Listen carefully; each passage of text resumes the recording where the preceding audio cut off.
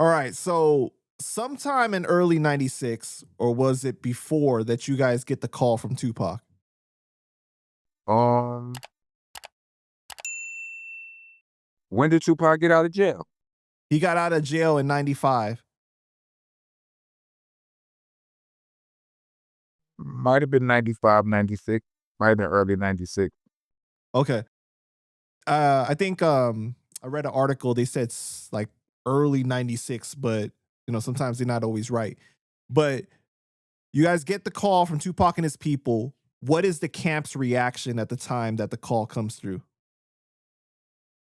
I don't know. Like, we wasn't all together. We heard about it. It was like, it wasn't no overwhelming reaction either way. You know what I'm saying? It was like, word. You know what I mean? Because niggas, we all suspected, or either somebody told us this story, or we all deduced that it was because Tech shouted Tupac out on one of the liner notes in the album or something like that. Tupac was locked up or whatever, told him hold his head, something like that. And Pac, that was the way I heard the story. He appreciated that, and he reached out on his strength for that. I don't know if that's the whole story, but I heard that was part of the story. And I don't think that overall, I don't think that we were big. I don't think we was that big on Tupac then. Right? I became a Tupac, and for me, it's very simple and very non-disrespectful. It's just like my favorite hip hop is aggressive hip hop, right? And at that time, all I heard was like the Dear Mamas, the I Get Arounds, or the whatever. You know what I'm saying? Those songs. So pop, it just wasn't my bag. But when he got locked up for something that I believed he didn't do, and all of him getting shot, shit, and all of this, that, and the third, I knew he was gonna come home on bullshit. But before he came home, the struggles that he was going through made me a Pac supporter before I became a Pac fan. So like I was in support of him. Like I felt like they did him wrong, so on and so forth, right? And when he came home popping shit, this was the aggressive music that I like. So then I became a Tupac fan wholeheartedly. Got you. Yeah, because I mean, like at the time that you guys get the call, this is at the height of the East Coast, West Coast beef, right?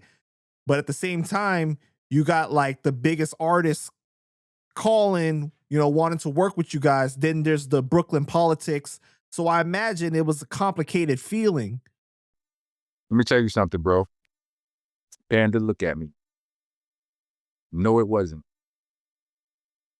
Not at all. Nobody, like, you remember that interview on Math Hoffa's podcast, My Expert Opinion, when Tech got into it with Bigger and all of that? Salute to Bigger. But I promise you this. I'm speaking for Tech, whether I'm qualified to or not. Nobody ever said some shit to us, came at us about some traitor shit. Because first of all, everybody knew we had smoke with Big. That shit wasn't a secret. You understand what I'm saying? So if they felt the way, ain't nobody say nothing. I never heard that. Ever. And I was always in the streets. At that point, I was a street big. You know what I'm saying? Like I was out. I was active. Nobody ever said that to us. You know what I'm saying? Maybe only place I ever felt uncomfortable was Bed-Stuy. But even without people saying it though, you know how like sometimes you want to root for like the home team because you're from there? Like you guys didn't feel like that in any kind of way? Like I said, we already had smoke with them. So it was like, and let me be very adamant. To a lot of us, there was no East Coast, West Coast beef. You understand? It was two different camps. That's it. Right. Got you. Okay. So even though he was going at other people from New York and everything, yeah, but we it was understood what he Bad was Boy saying. affiliated. It's a lot of the same shit 50 be doing now. You know what I'm saying? Like you stand next to the niggas I got beef with, and you're not just standing next to them. Your opinion, I can feel your opinion, whether you saying it directly or you saying it indirectly. I can read energy. You know what I'm saying? Like Ja Rule really, he didn't say 50's name on New York, But he was dissing them when he said, take off them silly chains and put back on your wire. He was talking to 50 Cent. Right. You understand what I'm saying? And Well, when I mean, in Jadakiss, the next line where he says, "I'm on fire," you know, like right, he right. And Yeah. then Jadakiss and Fat Joe, for me, like as a fan, when I saw them on that song, I felt exactly how 50 felt because it looked to me like the wolves are coming for the throne.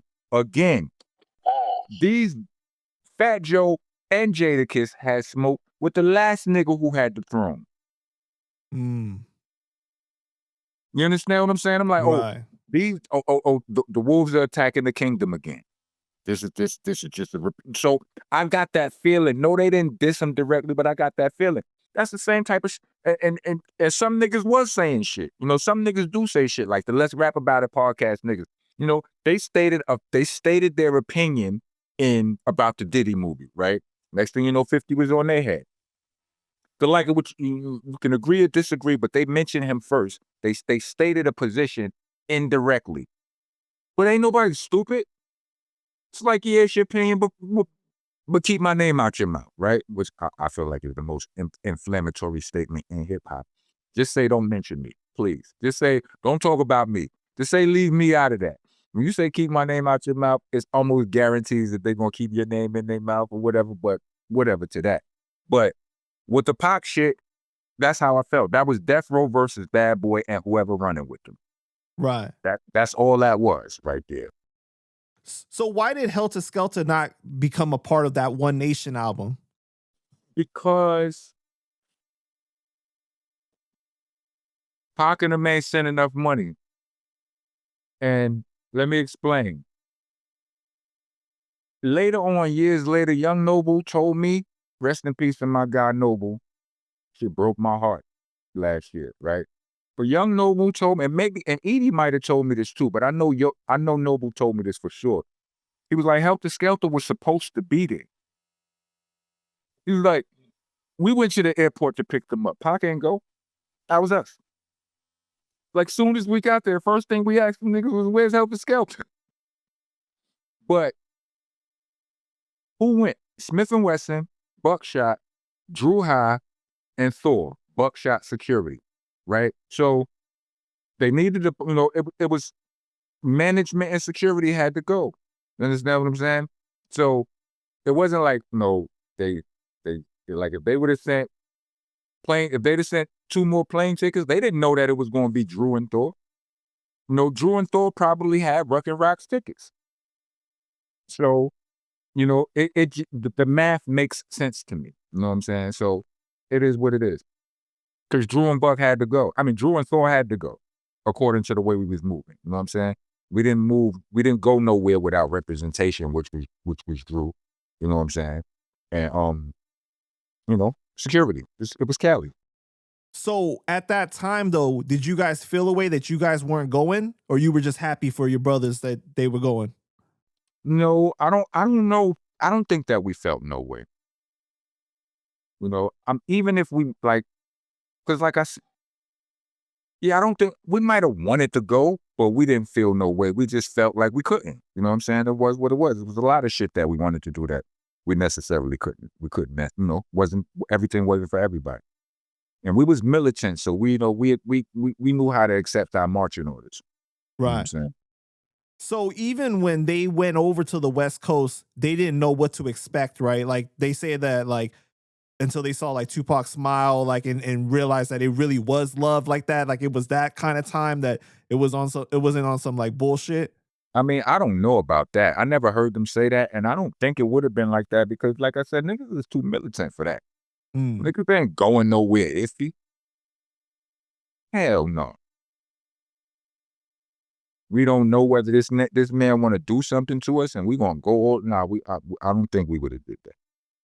Got you. Okay. I think they were sure.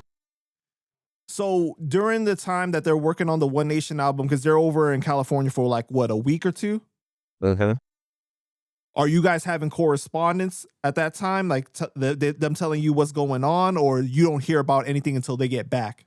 Nah, we don't hear about it. I didn't hear about nothing until they got back. Yeah, we wasn't the cell phone. Cell phones weren't as prominent and dominant yet. You know what I'm Right. saying? And it was the one with the big antenna at the time.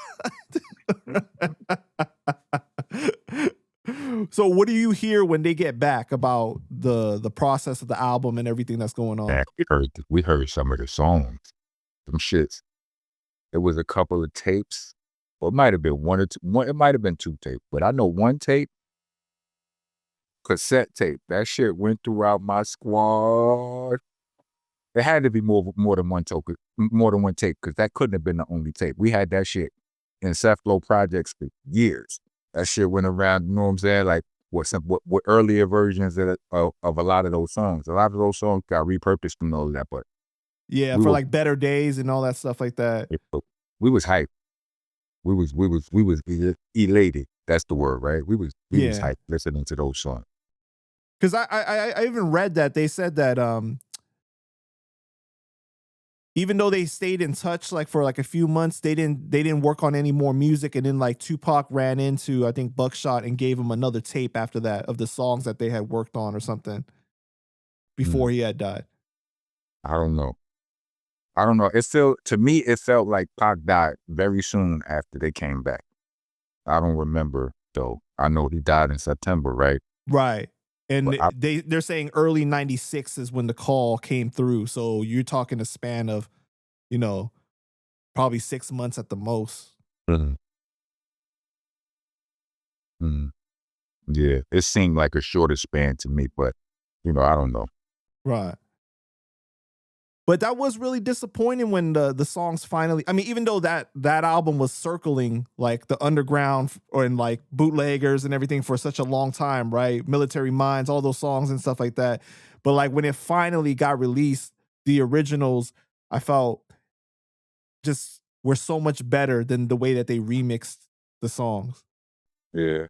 I mean, maybe you have demoitis too. You know what I'm saying? You heard it.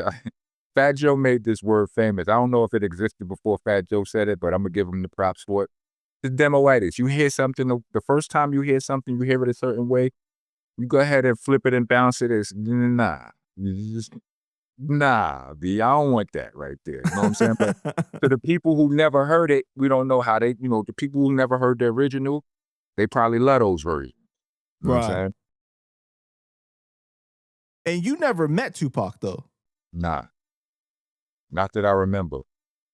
Got you. I Okay. say that because my memory is interesting enough for that to be valid. Like Strang tells me of a time when I met Nas, and I absolutely don't remember that shit. And I'm so embarrassed that I'm telling you. Absolutely. I mean, how can you forget meeting Nas though, man? That's Because I was crazy. on some bullshit back in the days. Like, Nick, I got plucked straight from the fucking gutter and put into